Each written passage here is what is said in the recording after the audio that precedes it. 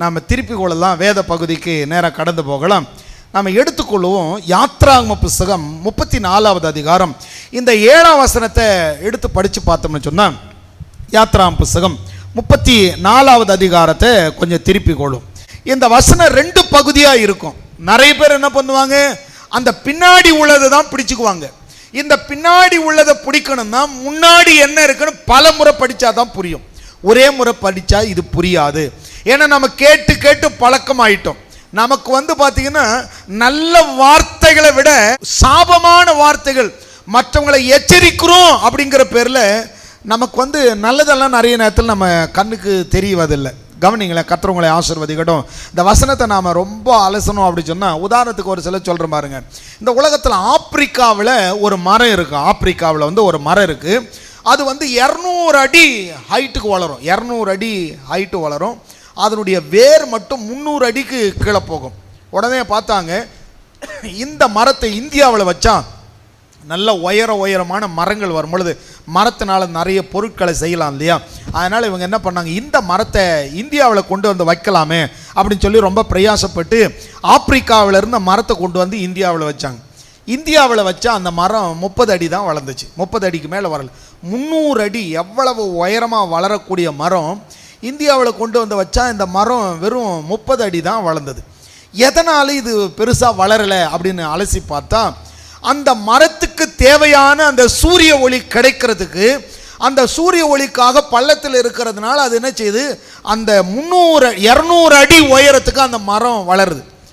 அங்கே சூரிய ஒளி கிடைக்காதனால 200 அடி வளர்ந்தது. அதுக்கு நீரோட்டம் கம்மியாக இருந்ததுனால 300 அடி கீழே போச்சு.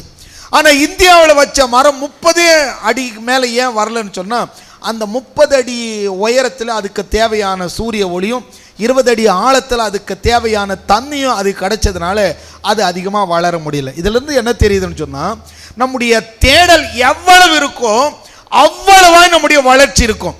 இந்த சூரிய ஒளி அந்த மரத்துக்கு நிறைய தேவைங்கிறதுனால அதை பெற்றுக்கொள்வதற்கு எவ்வளவு தூரம் வளர்ந்து அதை பற்றி கொள்ள முடியுமோ, அதே போல தான் நம்முடைய விசுவாசம் கூட நம்முடைய வாழ்க்கையில் எவ்வளவு தூரம் வளர நினைக்கிறோமோ, எவ்வளவு தூரம் நன்மையை பெற்றுக்கொள்ள நினைக்கிறோமோ அவ்வளவு தூரம் முயற்சிக்கிறது நல்லது.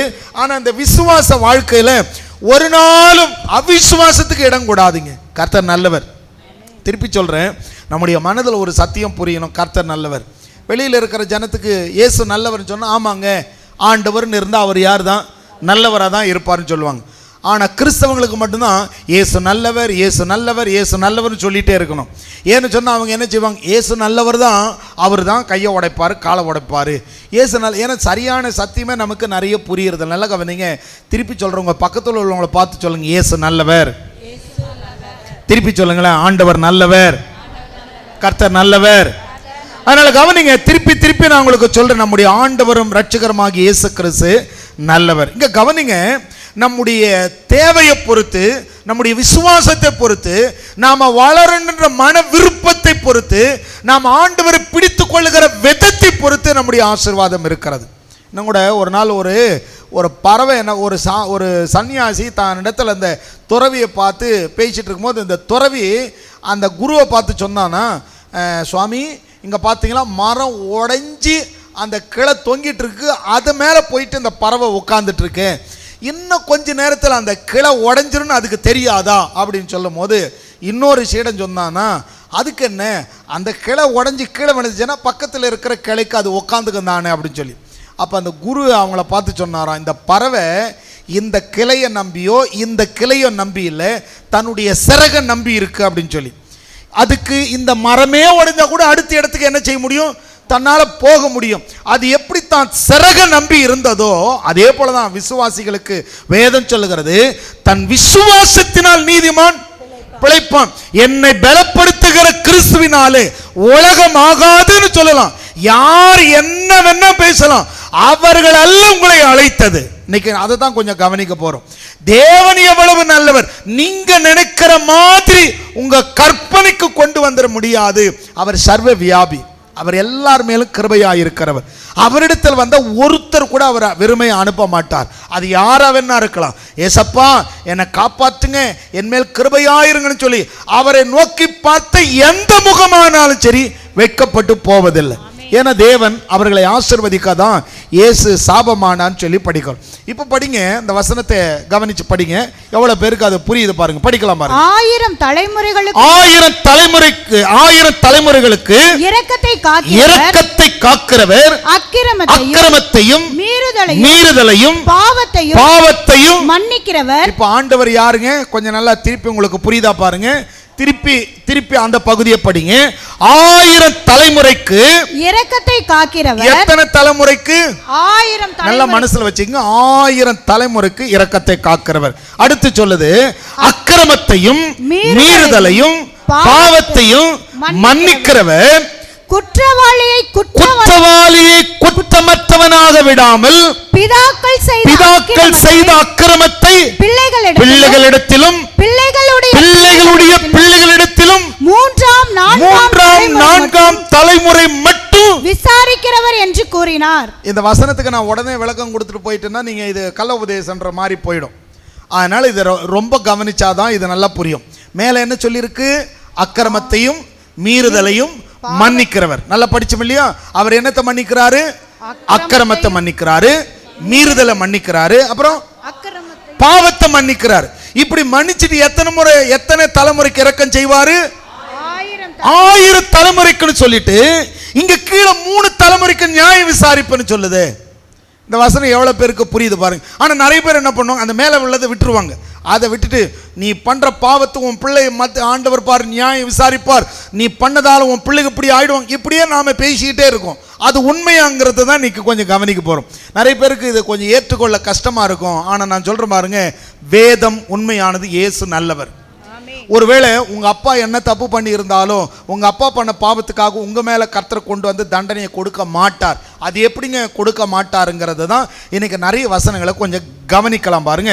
தேவனாகிய கர்த்தர் உங்களை ஆசீர்வதிக்கட்டும். இது அப்படியே இருக்கட்டும் பாருங்க. சங்கீதங்களுடைய புத்தகம் 20வது அதிகாரத்துக்கு வந்தீங்கன்னா அவருடைய நாமத்தை சொல்றார். இந்த பகுதி அப்படியே வச்சுக்கங்க. இந்த பகுதியில இருந்தா நம்ம நிறைய காரியங்களை தியானிக்க போகிறோம். சங்கீதங்களுடைய புத்தகம் 20வது சங்கீதத்தை திருப்பி கொள்ளுங்க. கர்த்தர் நல்லவர், கர்த்தர் நமக்கு வேதத்தை அறிந்து கொள்ளக்கூடிய மனக்கண்ணை கர்த்தர் நமக்கு திறப்பாராக. தேவன் நல்லவர், தேவன் நல்லவர், தேவன் நல்லவராகவே இருக்கிறார். இந்த இடத்துல இருக்கிற எல்லாருக்கும் தேவன் நல்லவர். அவருடைய சத்தத்தை கேட்கிறவர்களுக்கும் ஆண்டவரை தொழுது கொள்கிற யாவருக்கும் கர்த்தர் நல்லவர். அதனால கவனிக்கலாம் பாருங்க. கர்த்தருக்கு ஸ்தோத்திரம். வாசிக்கலாம். சங்கீதம் 20ல சொல்லும் பொழுது 5வது வசனத்துல பாருங்க, நாங்கள் உமது ரட்சிப்பினால் மகிழ்ந்து எங்கள் தேவனுடைய நாமத்திலே கொடியேற்றுவோம். உமது வேண்டுதல்களை எல்லாம் கர்த்தர் நிறைவேற்றுவாராக. இப்போ ஆலயத்துக்கு வந்து இருக்கிற உங்களுக்கும் இந்த கர்த்தருடைய வார்த்தை கேட்கிற உங்களுக்கு எனக்கு வேதம் சொல்லுகிறது, நம்முடைய வேண்டுதலை கேட்கிறவர். நம்முடைய வேண்டுதல் என்ன? இன்னைக்கு நீங்க புறப்பட்டு வரும் பொழுது நீங்க என்ன ஜெபம் பண்ணிட்டு வந்தீங்கன்னு எங்களுக்கு தெரியாது. ஒருவேளை ஒரு வாரமா நீங்க என்ன கேட்டுக்கிட்டு இருக்கீங்கன்னு தெரியாது. நீங்க எதை கேட்டுக்கிட்டு இருந்தாலும், ஒருவேளை சுகப்பிரசவத்துக்கு ஜெபம் பண்ணிட்டு இருக்கலாம், ஒருவேளை குழந்தை பாக்கியத்துக்கு ஜெபம் பண்ணலாம், சொந்த வீட்டுக்கு ஜெபம் பண்ணலாம், உங்களுடைய ஆரோக்கியத்துக்கு ஜெபம் பண்ணலாம், ஏதோ ஒரு காரியத்துக்காக நீங்க ஜெபம் பண்ணிக்கிட்டு இருக்கலாம். சங்கீதம் 24 சொல்லுது, அவர் உங்களது மன விருப்பத்தின்படி தந்தொருளி உங்களுடைய ஆலோசனை, நீங்க கணவன் மனைவியும் எப்படி வீடு கட்டணும், எப்படி வாகனத்தை வாங்கணும், எப்படி பிள்ளைகளை படிக்கணும், நீங்க என்னெல்லாம் பேசிக்கிட்டு இருந்தீங்களோ உங்களுடைய ஆலோசனைகளை எல்லாம் கர்த்தர் நிறைவேற்றுவார். ஏன்னு சொன்ன, கர்த்தர் உங்களுக்கு எல்லாருக்கும் நல்ல தகப்பன். அவர் நல்ல தகப்பன், நல்ல தாயா இருக்கிறபடினால நீங்க மறந்தாலும் அவர் உங்களை மறவாதவர். நீங்கள் அவரை தெரிந்து கொள்ளவில்லை, அவர் உங்களை தெரிந்து கொண்டார். நீங்க அவர் கையை பிடிக்கல, அவர் தான் உங்க கையை பிடித்திருக்கிறார். நீங்க ஆண்டவரே ஆண்டவரேன்னு கத்தல, உலக தோன்றதுக்கு முன்னாடி உங்களை ஆண்டவர் செய்திருந்தார், முன் குறித்திருந்தார். இப்ப கவனிச்சுட்டு வாங்க, இந்த வசனங்களை கொஞ்சம் கவனிங்க. சிலர் என்ன நினைக்கிறாங்க அப்படின்னா, 7ஆம் வசனத்துல போய் படிக்கும் பொழுது சங்கீதம் 20:7 சொல்லுது, மற்றவர்களுடைய கருத்துக்கும் நம்முடைய கருத்துக்கும் என்ன வித்தியாசம்னு சொன்னா, சிலர் ரதங்களை குறித்தும் சிலர் குதிரைகளை குறித்தும் மேன்மை பாராட்டுகிறார்கள். எங்க கிட்ட இத்தனை ரதங்கள் இருக்கு, இத்தனை குதிரைகள் இருக்கு. இந்த காலத்துக்கு ஏற்ற மாதிரி சொல்லணும்னா, சில பேர் தங்களுடைய சொத்தை குறித்தும் தங்களுடைய ஆஸ்தியை குறித்தும் மேன்மை பாராட்டுகிறார்கள். சில ரதங்களை குறித்து தங்கள் பாதுகாப்புக்கு ராஜாக்கள் என்ன பண்ணுவாங்க, தங்க கிட்ட எவ்வளவு குதிரைகள் இருக்கு, எவ்வளவு ரதங்கள் இருக்கு, பெலிஸ்தர் ஏறி வர யுத்தத்துக்கு பெருகி வர காரணம் அவங்க கிட்ட போன வாரத்துக்கு முந்தின வாரம் அவங்க கிட்ட எவ்வளவு படை இருந்தது, எவ்வளவு யுத்த வீரர்கள் இருந்தாங்கன்னு சொல்லி நிறைய பார்த்தோம் பாருங்க. அப்போ என்ன நினைக்கிறாங்க, தங்களிடத்துல எவ்வளவு படைகள் இருக்கிறது. இன்னைக்கு உலகத்துல ஒவ்வொரு நாடுகளும் கூட இப்போ கூட அம்மாஸ் அந்த இயக்கம் என்ன சொல்றாங்க, எங்க கிட்ட இவ்வளவு இருக்கு. இஸ்ரேல் என்ன சொல்றாங்க, எங்க கிட்ட இவ்வளவு இருக்கு. உலக நாடுகள் இந்தியாவை பார்த்து சீனா சொல்ல எங்க கிட்ட இவ்வளவு இருக்கு, சீனாவை பார்த்து இந்தியா சொல்ல எங்க கிட்ட இவ்வளவு ராணுவம் இருக்கு, இவ்வளவு குண்டு இருக்கு. இந்த குண்டு தயாரிக்கிறதுக்கு என்ன செய்யறாங்க, சென்னையில் ஆவடிங்கிற இடத்துல பார்த்தீங்கன்னா இந்த குண்டு தயாரிக்கிறாங்க. அரக்கோணத்தில் இந்த ஃப்ளைட் ஏதாவது குண்டு போடுறதுக்கு எப்படின்னு சொல்லி பயிற்சி கொடுக்குறாங்க. இதுபோல் நிறைய இடத்துல என்ன செய்கிறாங்க, ஒவ்வொரு இராணுவமும் ஒவ்வொரு நாடும் தங்களுக்கு படைகளை திடப்படுத்தி கொண்டு இருக்கு. கவனிங்க, ஒவ்வொரு நாடும் என்ன செய்கிறாங்க, ஒவ்வொரு ராஜாவும் என்ன செய்கிறாங்க, தங்களிடத்தில் இருக்கிற குதிரைகளையும் தங்கள் இருக்கிற படைகளை குறித்து, அதாங்க வேதம் சொல்லுது, சில ரதங்களை குறித்தும் குதிரைகளை குறித்து மேன்மை பாராட்டுகிறார்கள். ஆனால் நாங்களோ எங்களுடைய தேவனுடைய நாமத்தை குறித்து மேன்மை பாராட்டுகிறோம். ஏன்னு சொன்னா எங்களுக்கு பாதுகாப்பும் தேவன் தான், எங்களுக்கு ஆரோக்கியமும் தேவன் தான், எங்களை ஆசீர்வதிக்கிறவரும் 30,000 ரதங்கள், 6,000 குதிரை வீரர், கடற்கரை மணலத்தனையான ஜனங்கள், எவ்வளவு பேர் இருந்தாலும் யோனத்தான் என்ன சொன்னா, கொஞ்சம் பேரை கொண்டாகிலும் அநேக பேரை கொண்டாகிலும் ரட்சிக்கிறது தேவனுக்கு லகுவான காரியம். அந்த இடத்துல கவனிச்சு பார்த்தீங்கன்னா அத்தனை பேருடைய கைக்கு யோனத்தானும் அவருடைய ஆயுததாரியும், போன வாரத்தில் நம்ம அதை குறித்து படித்தோம். இவங்க என்ன செய்தாங்கன்னு சொன்னா, இவங்க செய்தது வெறும் 20 பேரை தான் இவங்க கொன்னாங்க. ஆனால் கர்த்தர் இவர்களுக்கு செய்த அற்புதங்கிறது பெரிய அளவில் இருந்தது. எதுக்கு சொல்ல வரேன்னு சொன்னா, தேவன் நம்முடைய நம்பிக்கை அங்கே எத்தனை குதிரை வீரர்கள் இருக்கிறாங்கிறது முக்கியம் இல்லை, நாம் எவ்வளவு பேர் ஆண்டவரை அறிகிற அறிவில் இருக்கிறோம். நீங்கள் நல்லா கவனிக்க போகிறோம் இந்த பிரமாணங்களை குறித்து. அதனால எதையும் பேசாமல் கொஞ்சம் வசனத்தை கவனிச்சுட்டே வாங்க. இந்த வசனத்தை கவனிச்சுட்டே வந்தீங்கன்னா நாம் எப்படி வாழ்கிறோம், நம்முடைய கிறிஸ்தவ வாழ்க்கையில் எந்த அளவுக்கு நாம் கர்த்தரை பிடித்து கொள்ளுகிறோங்கிறது தான் நமக்கு ரொம்ப முக்கியமாக இருக்கு. வசனம் சொல்லுது, சிலர் ரதங்களை குறித்து குதிரைகளை குறித்து மேன்மை பாராட்டினார்கள். ஆனால் ரதம் வச்சிருக்கிறது தப்பா, குதிரை வச்சிருக்கிறது தப்பானா அதெல்லாம் இருக்கிறது நல்லது.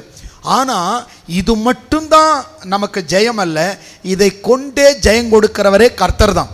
அதனால் நம்முடைய நம்பிக்கையெல்லாம், நீங்கள் இன்சூரன்ஸ் போடுறதோ அதை நான் குறை சொல்ல வரல, கர்த்தர் உங்களை ஆசீர்வதிக்கட்டும். உங்களுடைய பலவீனத்தில் உங்களுக்கு அது உதவி செய்யக்கூடியதாக இருக்கிறது. இன்றைக்கி இருக்கிற சூழ்நிலையை பார்த்தீங்கன்னா புதுசாக என்ன செய்கிறாங்க, நோயை கிளப்பிக்கிட்டே விட்டுட்டே இருக்கிறாங்க. மருத்துவம் வளர்ந்ததுன்னு தான் பேர், மருத்துவத்தை விட நோய்கள் தான் இன்றைக்கி நிறைய வந்துட்டுருக்கு. ஒரு நேரத்தில் உணவு தான் மருந்து, ஆனால் இன்றைக்கி உணவு தான் விஷமாக இருக்குது. ஆகையினால கொஞ்சம் கவனிங்க, கர்த்தர் ஆசீர்வதிக்கட்டும். சரி, வேத பகுதிக்கு நாம் கடந்து வரலாம் பாருங்க. அநேகர் இன்னைக்கு ஒரு சிலதை கூட கொஞ்சம் கவனிச்சுட்டு போயிடலாமா. இஸ்லாமிய நாடுகள் என்ன பண்ணுவாங்க, அவங்க வீடுகளில் இருந்து தொழுகை நடத்துறதுக்கு என்ன பண்ணுவாங்க, அந்த மெக்கா இருக்கிற பகுதி, அந்த பகுதியை நோக்கி தான் என்ன பண்ணுவாங்க, அவங்கெல்லாம் அந்த மசூதி கட்டுறதோ அல்லது அவங்க அந்த துவா பண்ணுறதோ அல்லது அந்த என்ன சொல்கிறது பாங் என்னென்ன சொல்கிறாங்க இல்லையா, அதெல்லாம் செய்கிறதுக்கு முன்னாடி அவங்க என்ன பண்ணுவாங்க, மசூதி அந்த மெக்கா எந்த பக்கமோ அந்த பக்கமாக திரும்பிக்குவாங்க.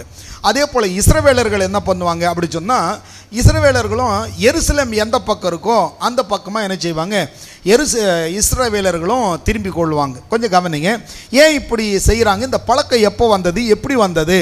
ஆனால் இப்போ நாம் எந்த பக்கம் இருக்கிறோம் அப்படி சொன்னால், நமக்கெல்லாம் எங்கே சொல்லப்பட்டிருக்குன்னா, நாம் எந்த பக்கம் திருமணம்னு சொன்னால் ஒத்தாசு வரும் பர்வதங்களுக்கு நேராக திரும்பினா போதும். நீங்கள் எந்த பக்கம் திரும்பணும் சொல்லி இந்த கிழக்கு பக்கம் திருப்பலாமா, நிறைய பேர் கிழக்கு வாசல் வடக்கு வாசல்னு சுற்றிக்கிட்டு இருக்காங்களே.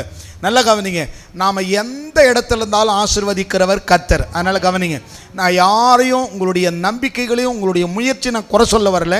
நான் சொல்லக்கூடியது நீங்கள் ஆண்டவரை பிடித்து கொள்ளுங்க, ஆண்டவரை அறிகிற அறிவில் வாங்க, அதை தான் நான் சொல்ல வரேன் பாருங்க.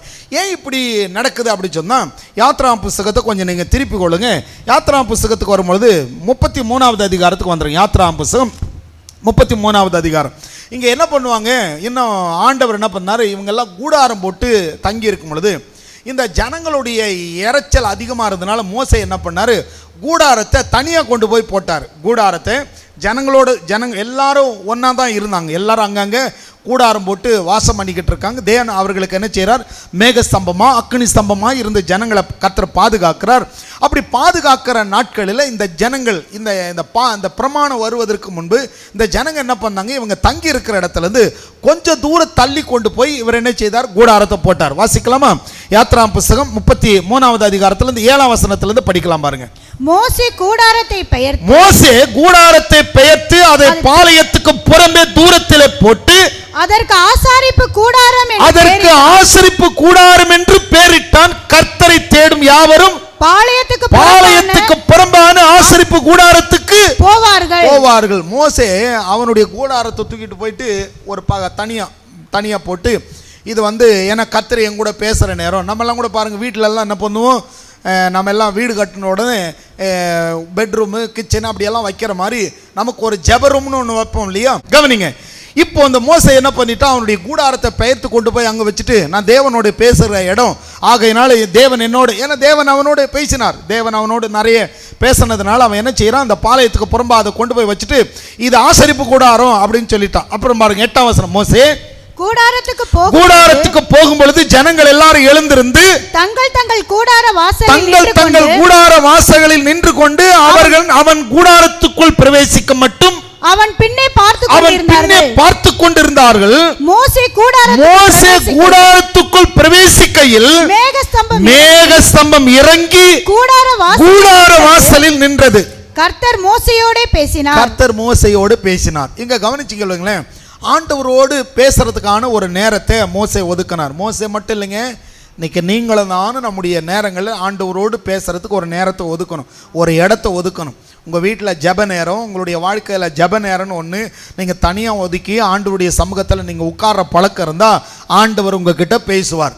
இன்றைக்கெல்லாம் நிறைய பேர் வேறு மாதிரிலாம் பேச ஆரம்பிச்சிட்டாங்க, ஜெபமெல்லாம் தேவையில்லைன்னு சொல்லி. கிடையாதுங்க. ஆண்டவருடைய பிள்ளைகளுக்கு தேவனோடு உட்காருகிற, தேவனுடைய வேதத்தை தியானிக்கிற, ஜெபிக்கிற, ஆண்டவருடைய சமூகத்தில் காத்திருக்கிற அனுபவம் நமக்கு தேவை. ஒரு காரியத்தை செய்யறதுக்கு முன்னாடி ஜெபத்தோடு கூட நான் என்ன செய்யணும் அப்படின்னு ஆண்டவருடைய சமூகத்தில் உட்கார்றது நல்லது.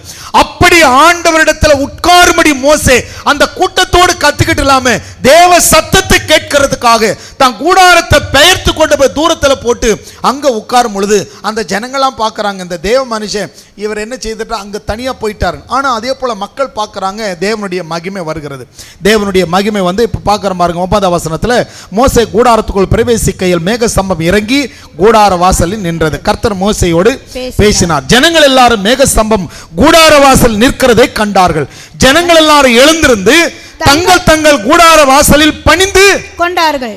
இப்போ என்ன பண்ணாங்க? இந்த பழக்கம் எங்கே வந்துச்சுன்னு சொன்னால் இங்கே ஆரம்பமாச்சு. எல்லாரும் என்ன பண்ணாங்க? மோசேவுடைய கூடாரத்தை பார்த்து நின்னாங்க. எல்லாரும் தொழுது எதை பார்த்து தொழுதுகிட்டாங்க?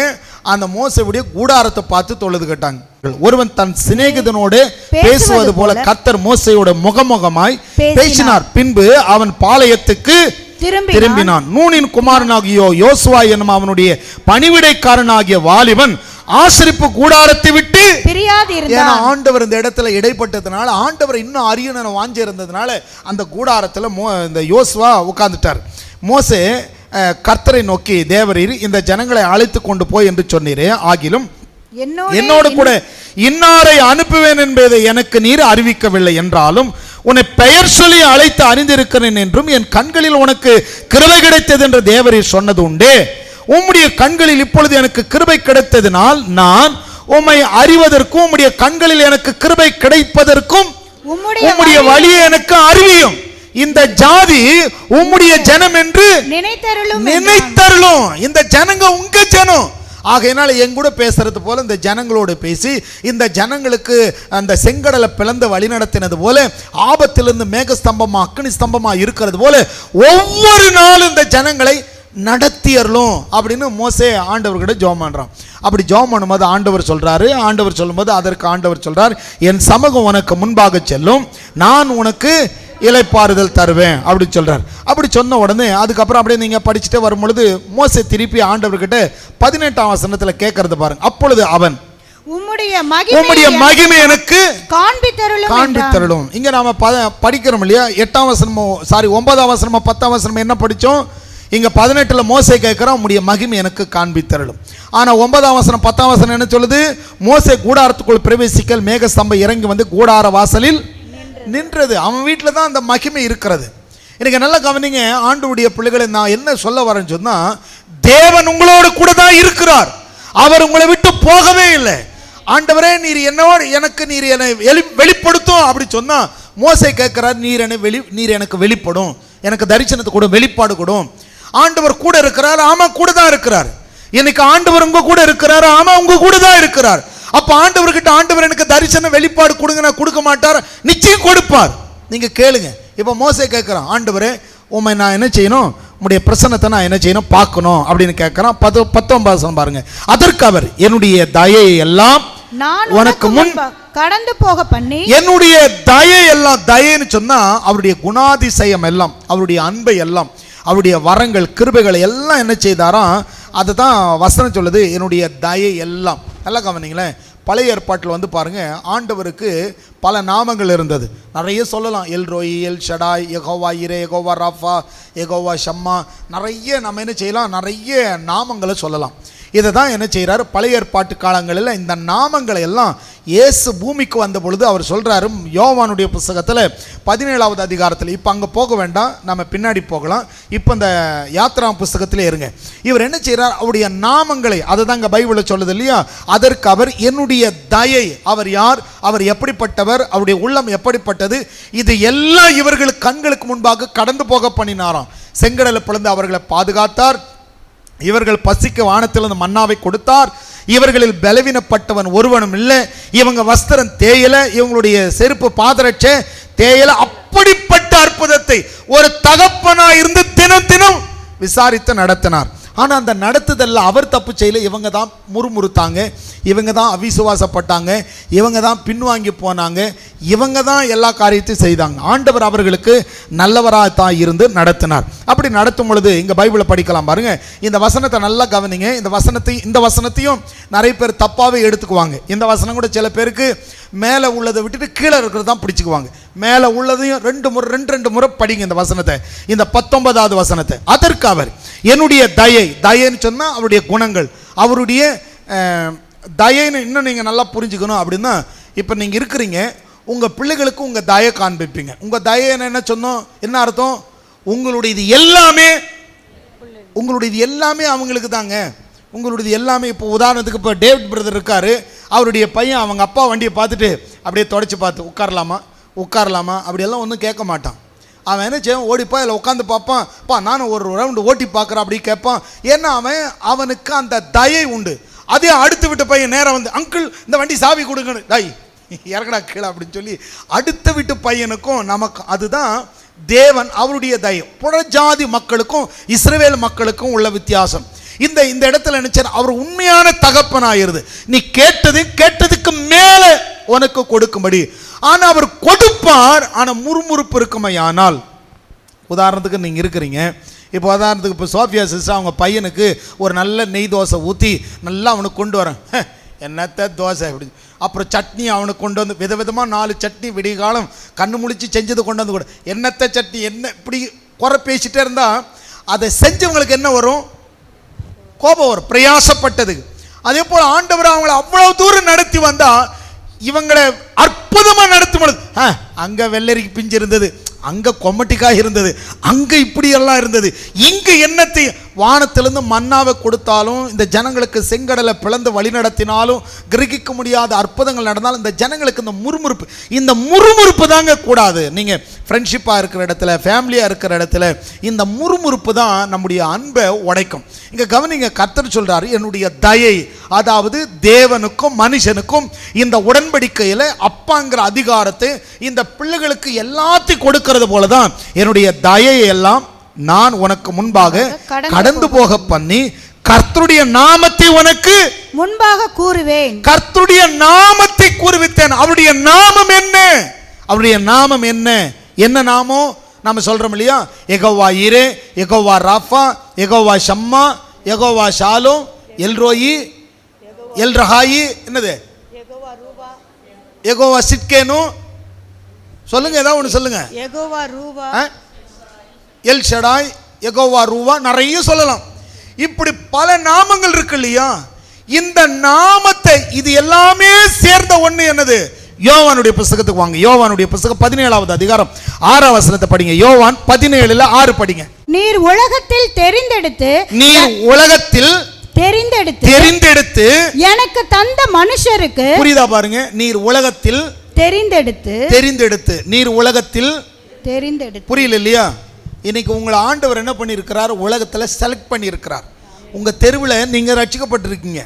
நீங்க இருக்கிற குடியிருப்புல நீங்க மட்டும்தான் ரட்சிக்கப்பட்டிருக்கீங்க. நீங்க மட்டும்தான் சபைக்கு வந்திருக்கிறீங்கன்னா அந்த கூட்டத்தில் கர்த்தர் உங்களை தெரிந்து கொண்டார். யாரு? பிதாவானவர் தெரிந்து கொண்டு கிறிஸ்துவிடத்தில் கொடுத்திருக்கிறார். இப்ப புரியுதா பாருங்க. இப்ப படிங்க.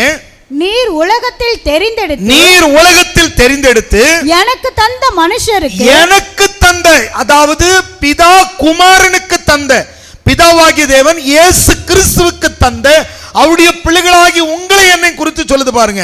நீர் எனக்கு தந்த மனுஷருக்கு உம்முடைய நாமத்தை வெளிப்படுத்தினேன். அவர்கள் உம்முடையவர்களாய் இருந்தார்கள். அவர்களை எனக்கு தந்தீர். அவர்கள் உம்முடைய வசனத்தை கைக்கொண்டிருக்கிறார்கள். இப்ப கவனிங்க, அவர்களுக்கு உம்முடைய நாமத்தை தந்தன்னு சொன்னா அந்த எல்லா நாமத்தையும் மொத்தமா விவரித்து ஒரே ஒரு நாமத்துல கொடுத்துட்டார். இப்போ நாம் எல்ரோயி, எல் ஷடாய், நீங்கள் பேரா சொல்ல தேவையில்லை, எல்லாத்தையும் சேர்த்த ஒன்னே ஒன்று அப்பா. அதனால தான் வேதம் சொல்லுது, அப்பா பிதாவே என்று அழைக்கக்கூடிய புத்திர சுவிகாரத்தை கிறிஸ்து மூலமாய் பெற்றுக்கொண்டோம். அப்போ அதனால தான் இங்கே பைபிளில் சொல்லப்பட்டிருக்கு, அவருடைய நாமம் அப்பா, ஆண்டவர், தகப்பன், நல்ல தகப்பன், நல்ல பிதா. அதனால தான் ஜெபம் பண்ணும்போது எப்படி கற்றுக் கொடுத்தார்? பரமண்டலங்களில் இருக்கிற எங்கள் பிதாவே. பரமண்டலங்களில் இருக்கிற இஸ்ரவேலின் பிதாவேன்னு சொல்லல, பரமண்டலங்களில் இருக்கிற யெகோவாவின் அப்படி சொல்ல நமக்கு சொல்லப்பட்டது எங்கள் பிதாவே.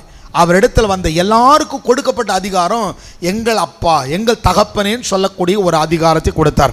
பரமண்டலங்களில் இருக்கிற எங்கள் பிதாவே அப்படி சொல்லிட்டு அவர் கற்றுக் கொடுத்தது என்னன்னு சொன்னா அந்த நாமத்தை தான் கொடுத்தார். இப்போ அந்த நாமத்தை பத்தி தான் இங்க சொல்றாரு. கர்த்தர் அவருடைய நாமத்தை உங்களுக்கு முன்பாக கூறுவித்தேன். அவருடைய நாமம் என்னது? இப்ப படிங்க. கர்த்தர் எவன் மேல், யாத்ராம் புஸ்தகம் 33வது அதிகாரம் 19வது வசனத்துல பாதியை நிறுத்த சொன்ன இல்லையா? அந்த மீதியை படிங்க. யாத்ராம் புஸ்தகம் 33:14 19. அதற்கு அவர் என்னுடைய தயை எல்லாம் நான் உனக்கு முன்பாக கடந்து போக பண்ணி கர்த்தருடைய நாமத்தை உனக்கு முன்பாக கூறுவித்தேன். இப்ப அந்த நாமத்தை கூறினார் இல்லையா, சொன்னார் இல்லையா? அந்த நாமம் எப்படிப்பட்டதுன்னு சொல்லிட்டு அந்த நாமத்தினுடைய குணாதிசயத்தை சொல்றார் பாருங்க. எவன் மேல் கிருபையாயிருக்க சித்தமாயிருப்பேனோ அவன் மேல் கிருபையாயிருப்பேன். எவன் மேல் இரக்கமாயிருக்க சித்தமாயிருப்பேனோ அவன் மேல் இரக்கமாயிருக்க என்று சொல்லி. இப்ப நல்லா கவனிச்சு பாருங்களேன். இது உங்களுக்கு புரியுதா பாருங்களேன். இந்த வசனத்தை நிறைய பேர் வேற மாதிரி எடுத்துக்குவாங்க. இது என்ன சொல்லுதுன்னு சொன்னா, நீங்க யாரா இருந்தாலும் சரி, ஆண்டவரே ஏசப்பா என்னை காப்பாத்துங்க அப்படின்னு ஆண்டவர்கிட்ட வந்தீங்கன்னா, நீ எப்பேற்பட்ட ஆளா இருக்கலாம், நாங்கள் உங்களை பாவம் செய்யுங்கன்னு சொல்லலைங்க. ஒருவேளை பாவியான ஒரு மனுஷன் ஆண்டவரேன்னு வந்தான்னு வச்சுக்க, நாம் என்ன சொல்லுவோம்? ஆண்டவரே இவன் திருட்டு பையன், இவன் கொலகார பையன், இவனுக்கெல்லாம் நீங்கள் உதவி செய்யாதீங்க அப்படி தான் நாம் நினைப்போம். ஆனால் ஆண்டவர் என்ன சொல்கிறாருன்னா, எவன் மேல் இரக்கமாக இருக்க சித்தமாக இருப்பேனோ அப்படின்னா இன்னாரும் சொல்ல, அவர் என்ன சொல்ல வர்றாருன்னா, எவன் மேல், யார் ஆண்டவரை தேடுறாங்களோ யாரை வேணா இருக்கலாம். நாம் ரூல்ஸை பேசிகிட்டு இருப்போம். ஆண்டவர் அப்படி அல்ல. அவரை தேடுகிற யாவருக்கும் அவர் ஐஸ்வர்ய சம்பன்னர். ஒருவேளை இவன் தப்பு பண்ணிட்டான், இவன் இதை பண்ணான் அதை பண்ணான், நாம் 1000 குறை சொன்னாலும் அவனுக்கெல்லாம் ஆசீர்வாதம் வராதுங்க. நாம தீர்மானம் பண்ணுறதுக்கு நாம யார்? வசனம் சொல்லுகிறது, அவர் எவன் மேல் கிருபையாக இருக்கிறாரோ அந்த எவன் யார்? யாரெல்லாம் ஆண்டவரிடத்தில் போடுறாங்களோ அவன். அதான் பைபிள் சொல்லுது. இங்க வசனத்தில் சொல்லும் பொழுது, எவன் மேல் கிருபையாக இருக்க சித்தமாக இருப்பேனோ அவன் மேல் கிருபையாக இருப்பேன், எவன் மேல் இரக்கமாக இருக்க சித்தமாக இருப்பேனோ அவன் மேல் இரக்கமாக இருப்பேன் என்று சொல்லி ஆண்டவர் பாருங்க, யார் அவரை தேடுகிறார்களோ அவர்கள் மேல் அவர் இரக்கமாக இருப்பார். நாம முடிவு பண்ணிடவே முடியாது.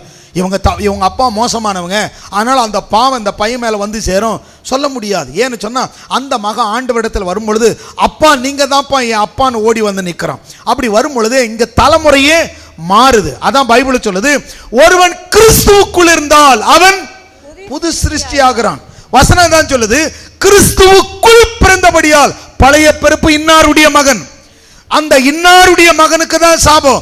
ஆனா இங்க கிறிஸ்துவுக்குள்ள வந்தபடினால் அவன் கிறிஸ்துவுடைய மகனாய் இருக்கிறபடியால் அந்த சாபம் இங்க வராது. ஏன்னு சொன்னா இந்த சாபத்தை கிறிஸ்து கலாத்தியர் 3:13 சிலுவையில சுமந்து தீர்த்தார்.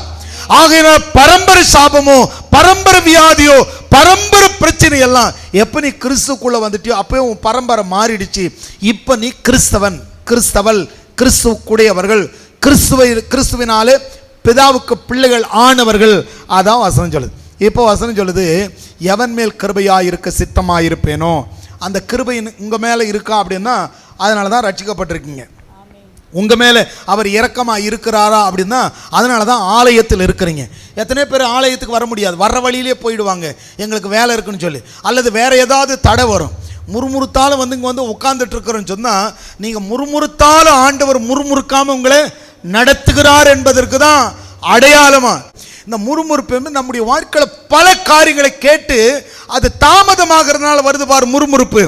அந்த எல்லா முறுமுறுப்புக்கு கூட கர்த்தர் நீங்க முறுமுறுத்தால் அவர் முறுமுறுக்காம அவர் சொல்லுவார், கொடுக்குறேன் இரு, உனக்கு தான் கொடுக்க போறேன், கொஞ்சம் பொறு, அதை நான் பெஸ்டா கொடுக்க. ஆனா நிச்சய கர்த்தர் தருவார் ஒளியே. வசனம் தான் சொல்லுது, உங்க நம்பிக்கை வீண் போகாது. அப்படியே கவனிச்சுட்டு வந்தீங்கன்னா இந்த ஜனங்களை நடத்தும்படி இந்த ஜனங்களை அழைத்தவர், உங்களை அழைத்தவர் எவன் மேல் கிருபையா இருக்கிறாருன்னு சொன்னா அவங்க மேல மட்டும் இல்லைங்க. நோவாவுக்கு மட்டும் கர்த்தருடைய கண்களில் கிருபை கிடைக்கல, உங்களுக்கு எனக்கும் கூட கர்த்தருடைய கண்களில் கிருபை கிடைத்திருக்கிறது. இந்த கிருபை கிடைத்ததுனால தான் நாம் என்ன செய்யறோம், இந்த இடத்துல இருக்கிறோம். இப்போ கவனிச்சு கொள்ளுங்க. இப்போ ஜனங்கள் என்ன செய்யறார், ஆண்டவர் ஒரு தகப்பனாயிருந்து நடத்துறார். இப்படி நடத்திட்டு வரும் பொழுது தான் இப்போ யாத்ராகமம் 34வது அதிகாரத்துக்கு வந்து இந்த வசனத்தை படிக்கிறதுக்கு முன்னாடி பிதாக்களுடைய அக்கிரமத்தை 3-4 தலைமுறைக்கு விசாரிப்புன்னு சொன்னதனுடைய விளக்கத்தை புரிஞ்சுக்கணும்னு சொன்னா இப்போ நீங்க யாத்ராகமம் 34ல் 5லிருந்து படிங்க. 5லிருந்து படிங்க. கர்த்தர் ஒரு மேகத்தில் இறங்கி அங்கே அவன் அருகே நின்று கர்த்தருடைய நாமத்தை கூறினார். இங்க நல்லா கவனிங்க, தயவு செய்து அந்த நாமத்தை கவனிங்க. முடிஞ்சா மார்க் பண்ணிக்கங்க, நல்லா பெயிண்ட் அடிச்சு கூட வச்சுக்கங்க, உங்க மனசுல அது நல்லா பதியணும். ஆண்டவர் யார், ஆண்டவர் யாருன்னு சொன்ன பாதி ராத்திரி எழுப்பி கேட்டா கூட ஆண்டவரை பத்தி நீங்க பேசணும்னா அடுத்த வசனம் சொல்லுது பாருங்க. கர்த்தர் அவனுக்கு முன்பாக கடந்து போகிற பொழுது அவர் கர்த்தர் இரக்கமும் கிருபையும் நீடிய சாந்தமும் மகா தயையும் சத்தியம் உள்ள தேவன். தேவன் யாருங்க? தேவன் வரும் பொழுது அவரை குறித்த சத்தம் எப்படி இருக்கிறது கவனித்துக் கொள்ளுங்க. கர்த்தர், கர்த்தர் நம்முடைய ஆண்டவர் யாருன்னு சொன்னா இரக்கமும் கிருபையும் நீடிய சாந்தமும் மகா தயையும் சத்தியம் உள்ள தேவன். அவர் மாறாதவர், சத்தியபரன், நீதி உள்ளவர், அவர் வாக்கு மாறாத கர்த்தர். நீ தப்பு பண்ணிட்டுங்கிறதுனால உன்னை தூக்கி போடுறவர் அல்ல, உன்னை உருவாக்குகிறவர். ஒரு குயவனுடைய கையில் இருக்கிற களிமண் தப்பா வந்துருச்சுன்னு சொன்னா அந்த மண்ணை தூக்கி வீசாட்டிட மாட்டான், அதை திரும்பவும் வணைவான். ஒரு குயவனே அதை திரும்ப வணையும் பொழுது ஆண்டவர் அதை காட்டில் உங்களை நேசிக்கிறபடியால், உங்களை எடுத்தவர் ஒரு மனிதன் அல்ல, அவர் தேவனாய் இருக்கிறபடியால் உங்களை நிச்சயம் வணைந்து ஒரு நல்ல சீஷியாக, ஒரு நல்ல சீஷனாக, இந்த சமுதாயத்தின் நல்ல மனுஷனாக, ஒரு நல்ல மனுஷியாக, இன்னும் சொல்ல போனா தேவனுடைய கிருபையினால ஒரு சீமானா, ஒரு சீமாட்டிய கர்த்தர் உங்களை உயர்த்துவார். ஏன்னா அவர் அதற்காக தான் அழைத்தார். உன்னை பலவீனன் என்று ஆகாதவன் என்று அவர் தள்ள மாட்டார். அதனால தான் அந்த பாட்டுகளெல்லாம் நாம பாடணும். ஆகாதவன் என்று மனுஷன் தான் கதவை அடைப்பான், ஆனா ஆண்டவர் கதவை அடைக்கிறவர் அல்ல. மனுஷன் தான் தரம் பார்ப்பான், நிறம் பார்ப்பான், படிப்பை பார்ப்பான், பணத்தை பார்ப்பான். ஆண்டவர் எதையும் பார்க்கல. ஆண்டவரை மட்டும் நீங்க பாருங்க. இந்த உலகம் என்னெல்லாம் உங்ககிட்ட எதிர்பார்க்கிறதோ அது எல்லாம் வேண்டிய அளவுக்கு அதிகமா உங்க கையில வந்து சேரும். அதுக்கு முதல்ல நீங்க ஆண்டவரை உண்மையா பாருங்க. உண்மையுள்ள மனுஷன், ஒரு மனுஷன் பண விஷயத்துல உண்மையா இருந்தா எல்லாராலும் தசம்பாகம் கொடுக்க முடியாது. எந்த ஒரு மனிதன் பண விஷயத்துல உண்மையா இருக்கிறாங்களோ அவங்களால மட்டும்தான் தசம பாகத்தை கொடுக்க முடியும். ஏன்னா வேதம் சொல்லுது, ஒரு மனிதனுடைய பொக்கிஷம் எங்கேயோ அங்கதான் அவன் மனசு இருக்கும். எல்லாருக்கும் தசம்பாகம் கையில இருந்து வராது. நிறைய பேர் இந்த மாதம் இவ்வளோ போதும், இந்த மாதம் கொடுத்துக்கலாம், அடுத்த மாதம் நாம் பார்த்துக்கலாம் அப்படின்னு சொல்லி அவங்க தள்ள காரணம் அவங்க என்ன நினைக்கிறாங்க, அவங்களுடைய வருமானம் தான் அவங்க வாழ்க்கையை நடத்துதுன்னு நினைக்கிறாங்க. ஆனால் சில பேர் என்ன செய்கிறாங்க, இது கர்த்தருடையது, கர்த்தர் கொடுத்தார், ஆண்டவரே ஐஸ்வர்யமும் கனமும் உம்மாலே வருகிறது, உமது கருத்தில் வாங்கி உமக்கு கொடுக்கிறங்கிற மனசு எல்லாருக்கும் வராது. தேவனோடு இருக்கிறவங்களுக்கு தான் வரும். ஒரு மனிதன் எப்படிப்பட்டவன்? சில பேர் பாருங்க, எவ்வளவு சம்பாதிச்சாலும், ஒரு சில ஜனங்க இருப்பாங்க, எவ்வளவு சம்பாதிச்சாலும் 1000 ரூபாய் 500 ரூபாய் அவ்வளோதான் அவங்களுடைய தசம்பாகம். ஆனால் அது அப்படி அல்ல. கர்த்தருடைய பிள்ளைகள் நல்லா கவனிக்கணும். வேதம் தான் சொல்லுது, விசனமாயும் அல்ல கட்டாயமாயும் அல்ல, தேவனுடைய நாமத்திற்காக விதைக்கிறவர்களுக்கு. ஒரு மனுஷன் கரெக்டான மனுஷன், அவர் நல்லா ஜெபிக்கிறவர், இவர் நல்லா ஜெபம் பண்ணுறவர் எதில் இருந்து தெரியும்னா அவங்களுடைய கனிகளினால். அதனால தான் ஆண்டவர் சொன்னார், நல்லா ஜெபம் பண்ணுறதோ நல்லா பாட்டு பாடுறதோ அது ஒரு பெரிய விஷயம் இல்லை. நிறைய பேர் என்ன செய்கிறாங்க, முயற்சி எடுத்தால் நீங்கள் கூட நல்லா பாடலாம். காலையில் உட்காந்து ஆலாபனை பண்ணி நீங்கள் ஸ்வர பயிற்சி எடுத்தால் நீங்களும் என்ன செய்தலாம், நல்லா பாடிடலாம். பாடுறது ஒரு பெரிய விஷயம் அல்ல, வாழ்றது தான் பெரிய விஷயம். ஆண்டவர் பாடுறதுக்காக அழைக்கல, கிறிஸ்துவுக்காக வாழ்றதுக்காக தான் அழைத்திருக்கிறார். நீங்க கிறிஸ்துவை வெளிப்படுத்தும்படி உங்கள் சுபாவம், சீஷர்களை பார்த்து சொன்னாங்க பாருங்க, இவங்க சுபாவம் அதை வெளிப்படுத்துகிறதே அப்படி சொன்னாங்க. அப்படிப்பட்ட சுபாவம் நமக்குள்ள இருக்கணும் பாருங்க. இங்க வசனம் சொல்லுது, கர்த்தர் எப்படிப்பட்டவர்னா, கர்த்தர் இரக்கமும் கிருபையும் நீடிய பொறுமை. உடனே அவர் அடிச்சிருவர் அல்ல, அவர் பொறுமையா இருப்பார். நீங்கள் எப்படி உங்கள் பிள்ளைகளுக்கு பொறுமையாக சொல்லிக் கொடுக்குறீங்களோ, பொறுமையாக அதுக்கு கற்றுக் கொடுக்குறீங்களோ, அடிச்சிட்டாலும் தப்பு பண்ணிடுச்சுன்னா அந்த குழந்தை அடிச்சிட்டாலும், இப்போ உங்கள் பிள்ளைகளை அடிப்பீங்க, தப்பு பண்ணுதுன்னு அடிச்சிட்டா 2 நாளுக்கு நீங்கள் முகத்தை திருப்பிக்கிறீங்களா? கிடையாது. அந்த குழந்தைகிட்ட நீங்கள் பேசுவீங்க. எத்தனை வயசு வரலும்? அந்த குழந்தைக்கு ஒரு 40 வயசு வரலும். அதுக்கு முன்னாடி எல்லாம் என்ன செய்கிறோம், அந்த குழந்தைகிட்ட இப்போ உங்கள் பிள்ளைகளை அடிச்சிட்டா பேசுகிறீங்களா இல்லையா? ஆனால் தோலுக்கு மேலே வளர்ந்து கல்யாணம் ஆகி அது பேசாமல் போயிடுச்சுன்னா என்ன பண்ண முடியும்? பெத்த தாய் அமைதியாக போயிடுது. சரி, போட்ட கர்த்தருக்கு ஸ்தோத்திரம். ஆனால் வேதம் சொல்லுகிறது, நம்மை பொறுத்தவரையில் ஆண்டவருடைய பார்வைக்கு முன்பாக நாம் எல்லாம் குழந்தைகள் போல. அதனால் தேவன் இரக்கமுள்ளவராக இருந்து நடத்துகிறார். அதனால தான் பைபிள் சொல்லுது, இரக்கமும் கிருபையும் நீடிய சாந்தமும் மகா தயம் உள்ள தேவன். இதை படிச்சிங்க இல்லையா? இப்போ இதுக்கு கீழே படிங்க, 1000 தலைமுறைகளுக்கு இரக்கத்தை காக்கிறவர். 1000 தலைமுறைக்கு இரக்கத்தை காக்கிறவர். இரக்கத்தை காக்கிறவர் நல்லா புரியணும் உங்களுக்கு. காக்கிறவர்னா உங்களால் காக்க முடியாது. உங்ககிட்ட ஒரு பொருளை கொடுத்தா அந்த பொருளையே பாதுகாப்பாக வைக்க முடியாது. தூக்கத்தில் யாரோ கொண்டு போயிட்டாங்க, யாரோ பிட்பாக்கெட் அடிச்சிட்டாங்க, தெரியாமல் யாரோ எடுத்துட்டாங்கன்னெல்லாம் சொல்லுவீங்க. ஆனால் ஆண்டவர் அப்படி அல்ல. அவர் இஸ்ரவேலை காக்கிறவர், உறங்குவதும் இல்லை தூங்குவதும் இல்லை. நீங்கள் ரட்சிக்கப்பட்டு அவரிடத்தில் வந்ததுனால உங்களுக்கு 1000 தலைமுறைக்கு இன்று முதல் அற்புதம் உங்களுடைய வாழ்க்கையில் தொடரக்கூடியதாக இருக்கிறது. உன் சந்ததி மட்டும் கரெக்டாக இருந்தால் ஆண்டவருடைய ஆசீர்வாதம் உங்க மேல வந்து சேரும். இப்ப கவனிங்களேன், 1000 தலைமுறைக்கு இரக்கத்தை காக்கிறவர், அக்கிரமத்தையும் மீறுதலையும் பாவத்தையும் அக்கிரமத்தையும் மீறுதலையும் பாவத்தையும் மன்னிக்கிறவர். அக்கிரமத்தையும் மீறுதலையும் பாவத்தையும் மன்னிக்கிறவர். நீங்க சொல்லுங்க, வாயை திறந்து சொல்லுங்க. அப்படி ஏதாவது வாயிலிருந்து ஒருவேளை நீங்க சொல்றதுனால பல்லு கொட்டி போச்சுன்னா, இங்க கீழே தான் ஒரு டென்டல் ஹாஸ்பிட்டல் இருக்கு, அங்க பல்ல ஒட்ட வச்சிடலாம். தைரியமா சொல்லுங்க பார்க்கலாம். ஆண்டவர் எப்படிப்பட்டவர் சொன்ன, அக்கிரமத்தையும் மீறுதலையும் பாவத்தையும் மன்னிக்கிறவர். நல்லா கவனிங்க, அவரிடத்தில் வந்த உங்களுக்கு மன்னிக்கிறவர். நான் திருப்பி சொல்றேன், உங்களை பாவமான சொல்லல, கர்த்தரை அதிகமாக பிடித்து கொள்ளும்படி தான் சொல்றேன்.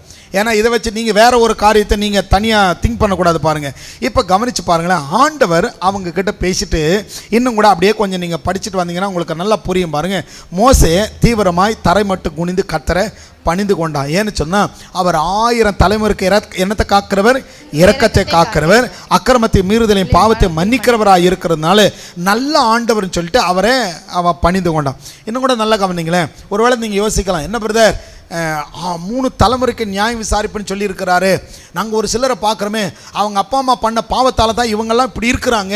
ஏன்னா நம்ம நிறைய இதை பேசி நிறைய கேட்டிருக்கோம். இது உண்மையா அப்படின்னா இது நான் ஒரே வாரத்தில் பதில் சொல்ல முடியாது. ஷார்ட்டாக சொன்னாலும் வேற ஒருத்தர் புதுசாக கேட்குறவங்களும் தப்பாக எடுத்துக்கிறதுக்கு வாய்ப்பு இருக்குது. அதனால் இதை ரொம்ப தியானித்து பேசலாம். இன்னும் ஒரு வசனத்தை கொஞ்சம் திருப்பி கொள்ளுங்க. நீங்கள் இதை படிக்கும்பொழுது எரேமியாவுடைய புத்தகம் 31வது அதிகாரத்துக்கு வந்துருங்க. எரேமியா 31வது அதிகாரத்தை எடுத்து 29வது வசனத்தை படிங்க.